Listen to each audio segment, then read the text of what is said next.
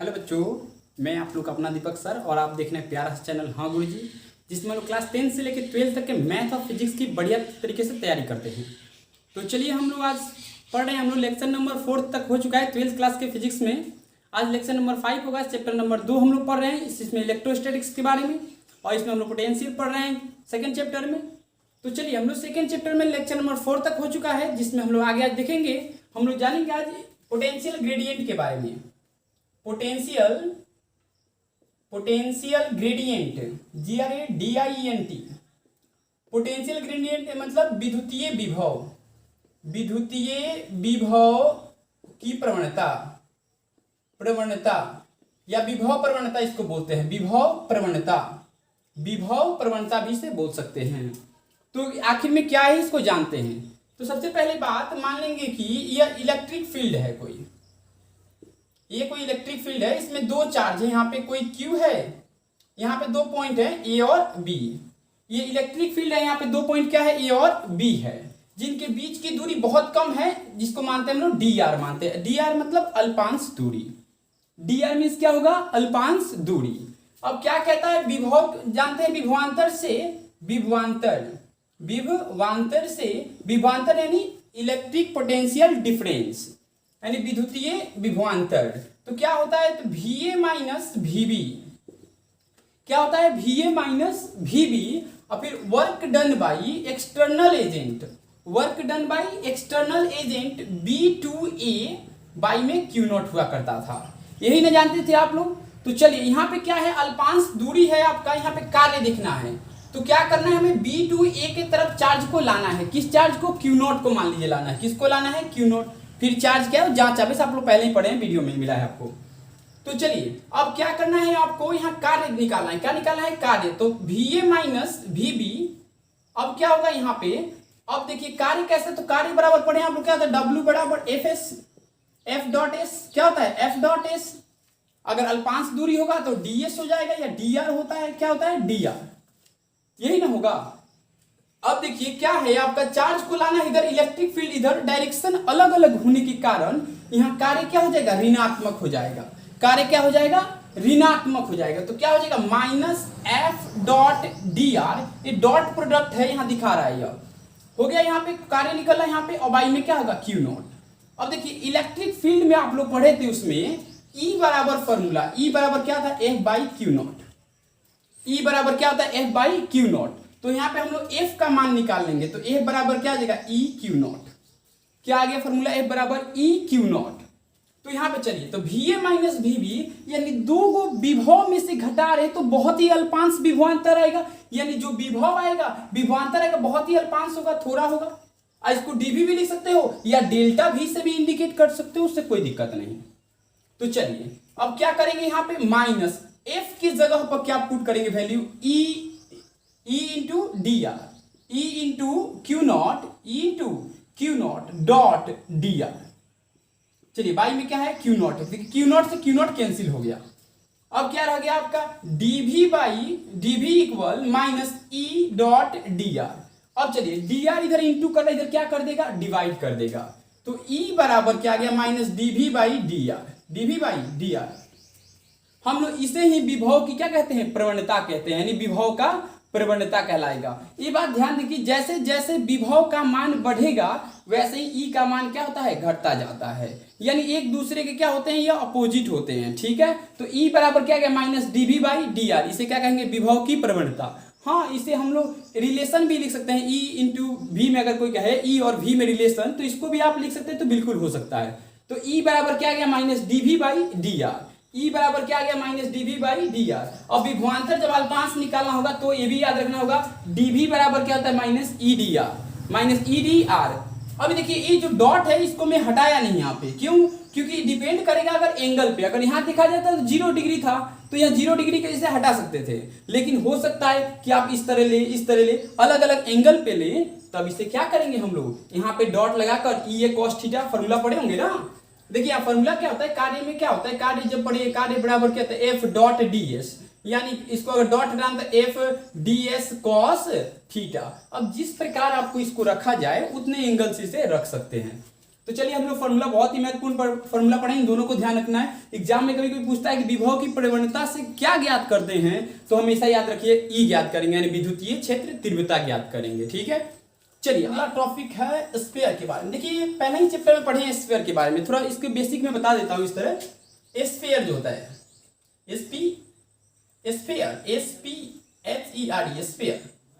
Sphere जो होते हैं ये दो प्रकार के होते हैं। स्फीयर कितने प्रकार के होते हैं? दो प्रकार के। एक होता है होलो स्फीयर, एक होता है होलो स्फीयर, एक होता है सॉलिड। देखिए नाम है सॉलिड स्फीयर। तो स्फीयर कितने हो गए आपके? दो स्फीयर होते हैं, होलो स्फीयर और सॉलिड स्फीयर। ये पहले ही चैप्टर में पढ़े हैं, बिल्कुल बार बार बोल रहे हैं इसको, अगर फिर भी लेकिन इसको बता देने बेसिक की जानकारी के लिए। अगर नहीं पढ़े होंगे तो यहां से देखेंगे तो समझ में आने लगेगा कम से कम। तो चलिए अब होलो स्फीयर कितने प्रकार के होते हैं? दो प्रकार के। कंडक्टिंग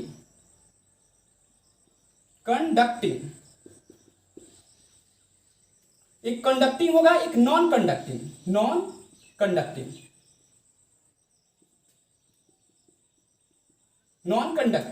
इस प्रकार ये भी कितने प्रकार का होगा? ये भी दो प्रकार के। कंडक्टिंग होगा, कंडक्टिंग, एक non conducting.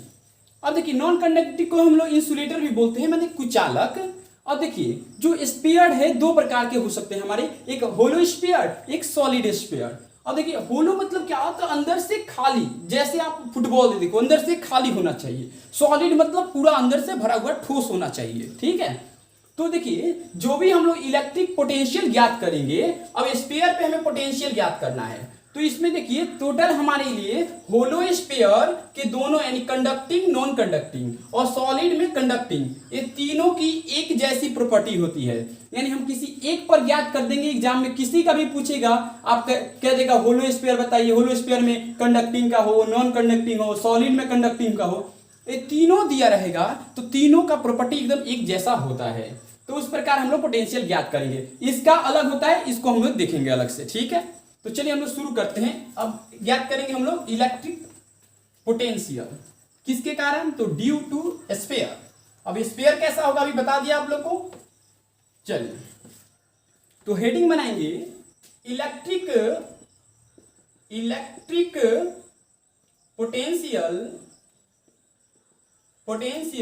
Due to sphere.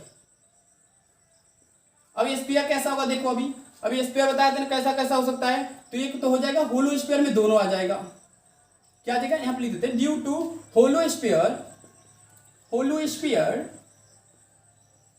और होलो स्फीयर में दोनों आ जाएगा। कंडक्टिंग हो तो कंडक्टिंग और नॉन कंडक्टिंग दोनों, और प्लस ये किसके कारण? या और क्या लिख सकते हैं? सॉलिड में सॉलिड स्फीयर, लेकिन इसमें कैसा होना चाहिए? कंडक्टिंग, बस याद रखिएगा कंडक्टिंग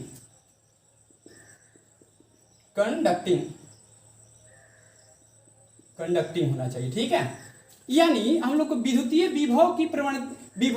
विभव ज्ञात करना है, किसके कारण? स्फीयर के कारण। तो स्फीयर में देखिए तीनों प्रकार की, जो हमारे होलो स्फीयर में दो कंडीशन होता है, दो जो हमारे हैं दो प्रकार के होते हैं, कंडक्टिंग हो या नॉन कंडक्टिंग हो, और यहाँ पे सॉलिड में कंडक्टिंग। इन तीनों के लिए एक ही फॉर्मूले का प्रयोग होगा, एक ही तरीका से ज्ञात कर सकते हैं, क्योंकि तीनों की प्रॉपर्टी क्या होती है? समान होती है।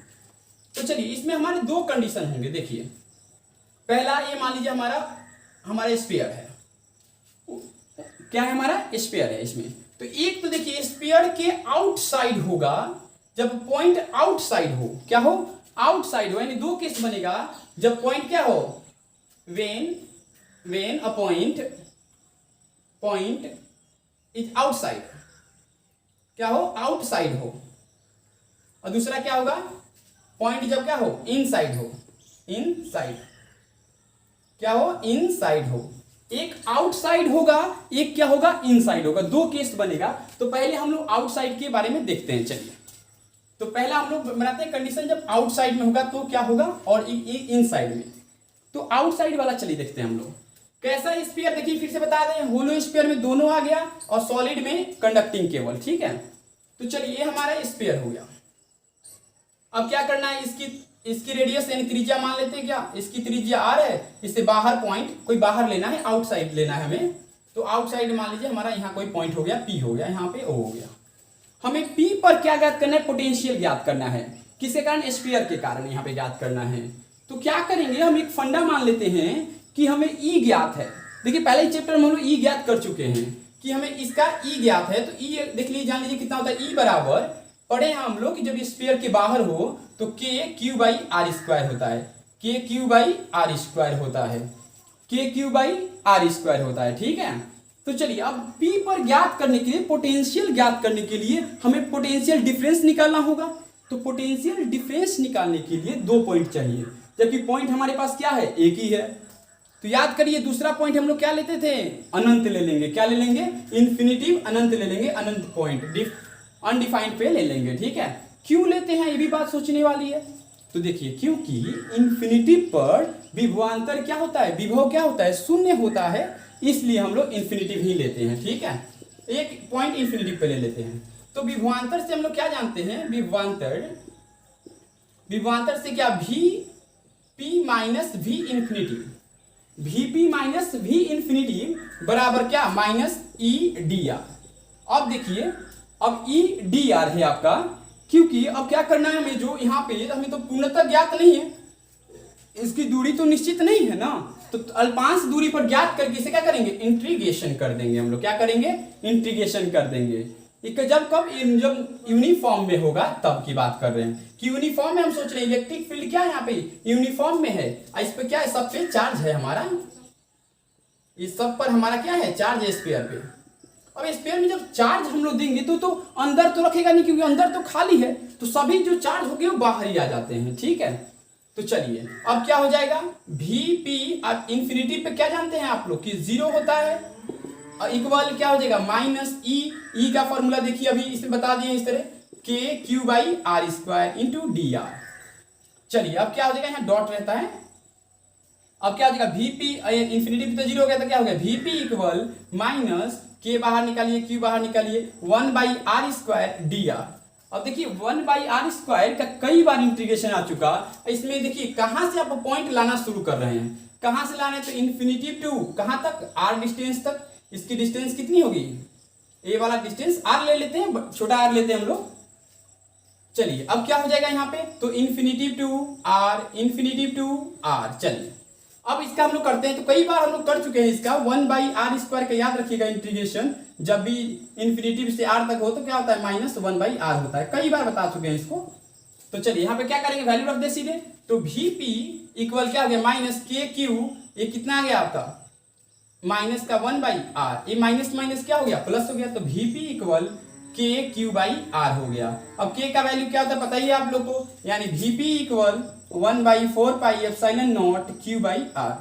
यानी हम लोग देखें यहाँ पे क्या कि कोई स्फीयर जो है यहाँ पे अगर आउटसाइड में निकालते हैं हम लोग, तो VP का फॉर्मूला क्या होगा, 1/4πε0 Q/r होता है। तो इस तरह हम लोग बाहरी पोजीशन पर अगर पॉइंट दिया हो तो ज्ञात कर सकते हैं। अब जब इनसाइड होगा तो कैसे ज्ञात करेंगे उसे देखते हैं। चलिए इनसाइड होगा तो क्या होगा, ये तो अभी देख लिए यहाँ पे कि क्या होगा, V बराबर 1/4πε0 Q/r। चलिए अब पॉइंट क्या हो, जब इनसाइड हो, क्या हो, स्फीयर के इनसाइड हो। सेकंड केस क्या बनता है, जब इनसाइड हो, इनसाइड हो, जैसे यहाँ पे जो r होगा वो क्या होगा, बड़ा होगा छोटा वाले r से, यानी कहने का अर्थ है जो इसका रेडियस होगा वो क्या है, r है मान लीजिए, तो इसमें पॉइंट जो होगा इसके अंदर कहीं मान लीजिए यहाँ पे छोटा r है। अब मान लीजिए यहाँ पे क्या है, यह P है, क्या है, P है, यहाँ पे इसको पॉइंट को S मान लेते हैं, यहाँ पे ये वो है। अब हमें क्या करना है, P पर पोटेंशियल डिफाइन करना है। तो देखिए बाहर में था तो हम लोग क्या किए थे, बाहर पॉइंट एक इन्फिनिटिव ले लिए थे, अब यहाँ पे क्या सोच रहे हैं कि यहाँ भी इन्फिनिटिव ले ले और अवकलन कर दे, तो ऐसा नहीं होगा। क्यों, क्योंकि देखिए कहीं भी मान लीजिए चार्ज जब हम लाएंगे तो यहाँ पे जब जो चार्ज है इस पे जो हमारा चार्ज है, जो हमारा ये चार्ज है, अब क्या हो जाएगा, परिवर्तित हो जाएगा, एकाएक परिवर्तित। तो जब भी कोई फंक्शन एकाएक परिवर्तित हो, बदलता हो, यानी फंक्शन कंटिन्यू ना हो तो याद रखिए, जिस फंक्शन का कंटिन्यूटी नहीं होता है उस फंक्शन का ना तो हम अवकलन वही डिफरेंशिएशन करेंगे और ना ही इंटीग्रेशन समाकलन करते हैं। तो इसलिए ध्यान क्या देना होगा, ये फंक्शन एकाएक जब बदले तो ना उसका अवकलन करेंगे और ना ही समाकलन करेंगे। ठीक है, तो क्या करते हैं, तो ज्ञात तो करना है हमें, 2 पॉइंट चाहिए विभवांतर के लिए तभी तो डिफाइन होगा। तो लिख लेंगे विभवांतर से और क्या करेंगे हम लोग, इसके सोचेंगे जस्ट अंदर, यानी जस्ट अंदर कोई पॉइंट यहाँ पे ले रहे हैं, यहाँ पे तो जस्ट अंदर मतलब इस पे हो सकता है। अरे जस्ट मतलब शून्य क्या होता है, 0 के बराबर, जस्ट अंदर का मतलब जस्ट जैसे लाइन एकदम जस्ट अंदर, तो ये दोनों क्या होता है, लगभग समान होता है, लगभग इक्वल हम लोग मान लेते हैं यहाँ पे, यानी ये पॉइंट हमारा कहाँ है, एस पे मान लेते हैं। तो यानी VP माइनस VS इक्वल क्या हो जाएगा यहाँ पे, तो 1 यहाँ पे क्या हो जाएगा माइनस EDR, क्या हो जाएगा EDR इंटीग्रेशन। अब एक बात समझिए, यहाँ पे समझना होगा बात आपको कि हमेशा देखिए इसमें भी आप लोग पहले चैप्टर में पढ़े क्या कि अंदर में जब अंदर में कहेगा स्फीयर के तो E का मान क्या होता है, 0 होता है, यानी इलेक्ट्रिक फील्ड जब इनसाइड होगा किसी भी स्फीयर के तो क्या होगा, शून्य होगा। लेकिन अगर आउटसाइड कहता है, ये तो इनसाइड केस के लिए है, किसके लिए, इनसाइड है। अगर आउटसाइड कहता तो अभी इससे पहले पढ़े थे ना, आउटसाइड में क्या E बराबर KQ/R² होता है। ठीक है, कई बार एग्जाम में से पूछते रहता है, बात इसको ध्यान देना होगा ऑब्जेक्टिव क्वेश्चनों के लिए। ठीक है, तो क्या हो गया, VP माइनस VS बराबर माइनस EDR। अब यहाँ पे हम लोग क्या कर जानते हैं कि E का वैल्यू क्या है, 0 है, तो VP minus VS equal minus E का वैल्यू क्या हो गया, 0 DR, तो समथिंग 0, तो VP माइनस VS बराबर 0, तो VP बराबर VS। इसका अर्थ क्या हो गया, इसका अर्थ जितना पोटेंशियल P पे होगा उतना S पे होगा, यानी कहने का अर्थ है, तो इसका फॉर्मूला क्या, 1/4 पाई एप्सिलॉन नॉट, क्या VS दूरी देखिए R है तो क्या हो जाएगा Q/R का स्क्वायर। यानी किसी भी पॉइंट पे आप अंदर निकालिए, किसी भी पॉइंट पर रहिए, आपका भी क्या रहेगा, कांस्टेंट रहेगा।